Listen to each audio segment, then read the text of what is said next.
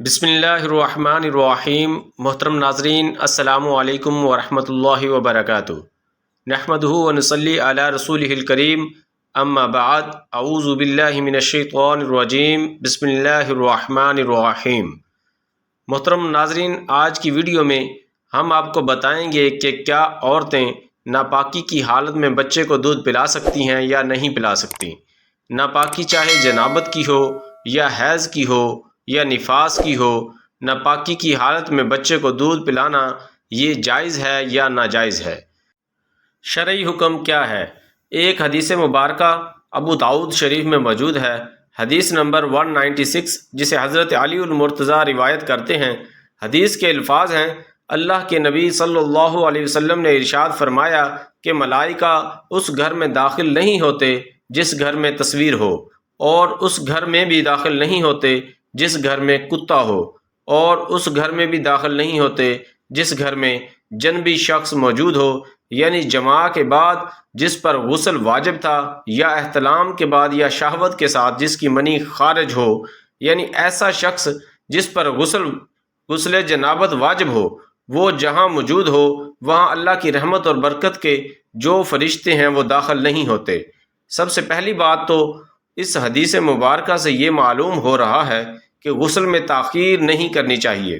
جیسے ہی غسل جنابت کی حاجت ہوئی ہے فوراً سے غسل کر لینا چاہیے، غسل میں تاخیر نہیں کرنی چاہیے۔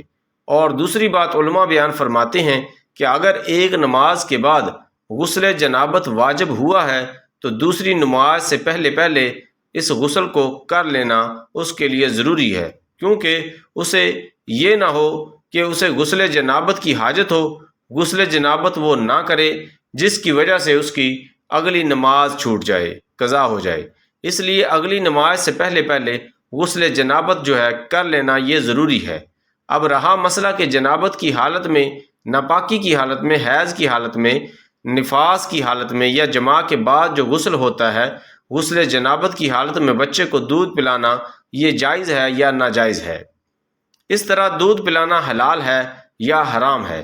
سب سے پہلی بات تو اس طرح سمجھیں کہ بچے کو دودھ پلانے کا جو کام ہے یہ ان کاموں میں سے نہیں ہے جن کاموں کو ناپاکی کی حالت میں، یعنی جنابت کی اور حیض کی اور نفاس کی حالت میں کرنے سے منع کیا گیا ہو، کہ ان کو ناپاکی کی حالت میں نہیں کرنا۔